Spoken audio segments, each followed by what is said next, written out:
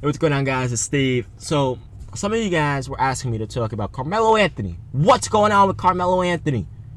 He's averaging 19, 5, and 5. What the hell is going on? I kind of explained it in a previous video. I kind of did. But this is what's going on with Melo. It's not him. It's not Melo. It's the coaching. You know, it is the coaching. They never allow him to get in a groove. For the 2 games that they played, they're 1-1. They play tomorrow. But for the 2 games that I've seen them play so far this year, Melo would get in a groove. Like, for example, against Cleveland, he started off hot, and what happened? They benched him for like 5+ minutes. What the hell are you doing? You know? And then they don't put him back in when we pull within 4 points. Why not put our best player, one of the best players in the world, when we're within 4 points of the defending champions? Don't you think that would enable us to at least have a chance? And then against Memphis, we were up by like almost 20. And you know what? He benched Melo. We were up by like 16 at the end of the third quarter. And they, like 4 or 5 minutes left in the third quarter. Memphis went on a run. They brought it within like 4 or 6, something like that. 5 or 6, right? The fourth quarter starts. Melo's still on the bench until the 7-minute and 30-second mark. The 7-minute and 30-second mark. And Memphis pulls even closer. And he keeps our bench in. Like, what are you doing, dude? And then he finally puts Melo in and they start fouling and things like that. So it's not that he's, you know, I know all the Knicks fans out there, we watch. But we got some of these clowns out there that are not watching games and say, oh, look at Melo, he's averaging 19. Are you watching the games? Like, sometimes I question if people actually watch the games. Like me, I know I'm a Knicks fan, but I watch all games every single day. I can only watch 4 at a time, but I always switch back and forth, you know, at halftime and things like that. And I always watch highlights. I'm always watching games, whether it's a full game or just highlights, but I'm always watching them.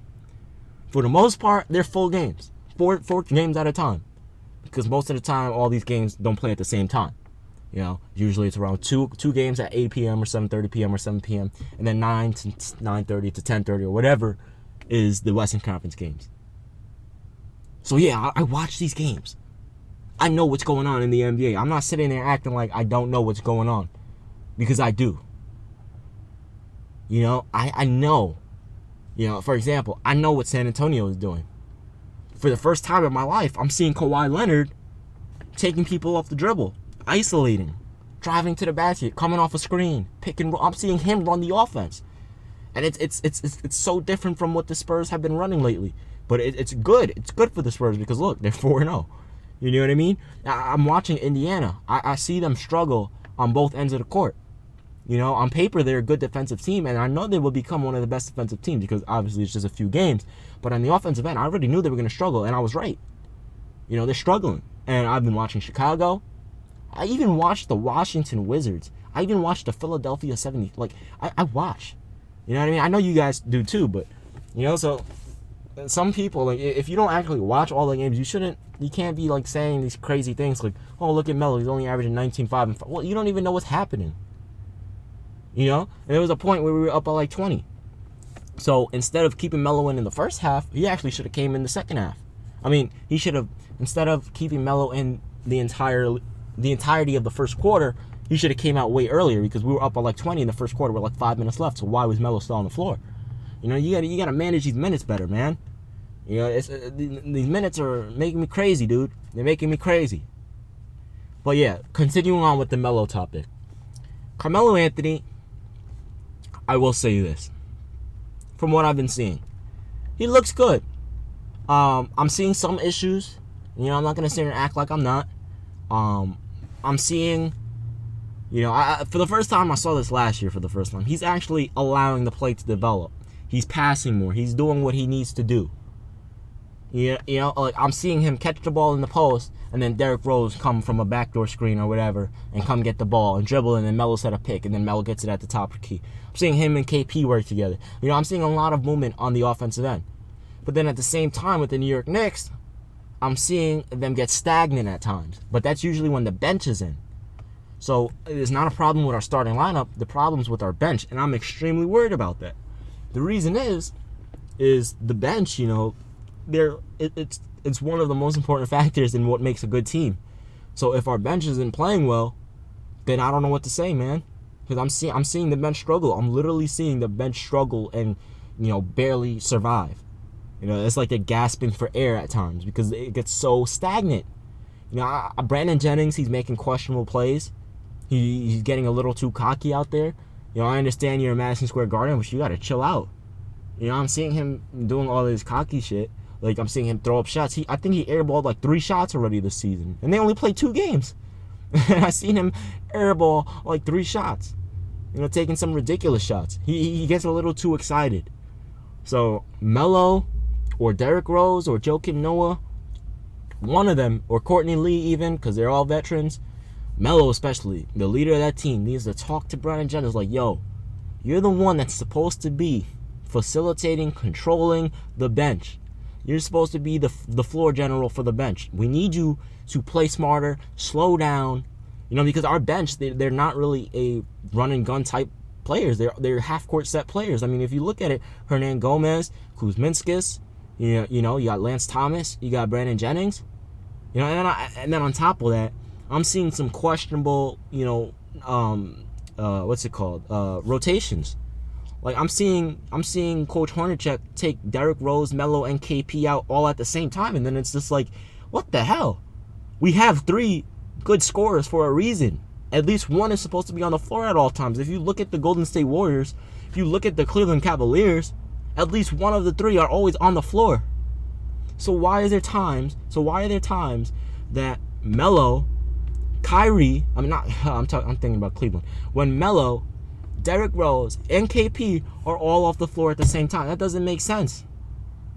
So this is what's making me worry about this team. It should be like, okay, this is my opinion. This is how the rotation should be like. It should be start the game. Obviously, we got Derrick Rose, Courtney Lee, Melo, KP, and Joakim Noah. End of the first quarter, Derrick Rose needs to come out first. I would say around the 5-minute mark. That's what they're doing, which is good. But then for some reason, they take KP out, and then Melo's only one in. And it's like, okay, Melo should actually be resting before KP. KP is younger. He's more explosive. Well, I wouldn't say more explosive. This is tough because they can both explode. But from what I'm seeing so far this season, Melo's cruising through the game scoring. Where KP, like, he'll have an explosive quarter, and then he'll just be inconsistent for the rest of the game. So KP's an explosive type player. So why is Melo playing almost the entirety of the first quarter when KP should be doing that? Melo's not 23 anymore, man. You know what I mean? And then to start the second quarter, Melo should be on the bench until around it all depends on the score, obviously, but this is just hypothetical, till around the 8-9 minute mark, And then from there, we can have Derrick Rose start the second quarter, KP resting in the second quarter. And then start the third quarter, obviously, we have our starters. And then the fourth quarter, depending on the score, Melo should be starting if we're losing. And if we're up by a few, Melo should be on the bench. But if you sense a run, I don't care if you can, when a run is about to happen. Like, for example, your team takes 2 stupid shots, the other team makes a shot, you get the ball back, call a timeout, get Melo back in the game. So it's things like this that make me, make me question what's going on over there, man. We need to start a petition and get me to be the head coach. I'm just kidding. It's obviously harder said than done. But, us as basketball fans, we think we could do everything because we can do anything we set our minds to. That's the slogan, y'all. I know I sound corny, but it's all good, man. So, that's the thing that's making me question, man. Anyway, guys, I am excited that the NBA season finally started. It's a weekend. Everything's going well. The New York Knicks are 1-1. They're about to be 2-1 tomorrow. We got the Cleveland Cavaliers. I think the Cavs are 4-0. I think the Spurs are 4-0. So who knows, man? It all depends. Everyone's saying, oh, look, it's going to be the Spurs versus Cavs. I'm not sure about that. It can still be the Warriors, man. Kevin Durant and Curry, they're playing really good. They are. They're just, again, the Warriors, they're front court. But at the same time, the Spurs, man, that team is scary. But my only concern about the Spurs, I might as well just tell you my concerns about the top 3 teams right now. My concern about the Warriors, their front court, their depth. and scoring off the bench. My concerns about, which they're not going to really have a problem off the bench because one of the 3 top scorers, Klay Thompson, KD, or Curry, are going to be on the floor at all times, right? But their front court is where I get worried. Because they face up against, the Spurs, Kawhi Leonard, LaMarcus Aldridge, Pau Gasol, they're going to get demolished, right? But then my concern about the Spurs is did Kawhi Leonard get to that point yet where he can carry the team in the playoffs? Because last year he couldn't, so that's my concern about the Spurs. But overall, I'm kind of leaning towards the Spurs right now. And with the Cavs, I have yet to see a weakness. I'm sorry, but I've yet to see a weakness with the Cleveland Cavaliers. I mean, I don't know, man. I can't see a weakness. I can't. I'm not trying to sound biased or stupid, but I can't. Like I literally can't, guys. But anyway, I'm out of here. Let me know what you guys think in the comment section below. This has been Steve. Peace.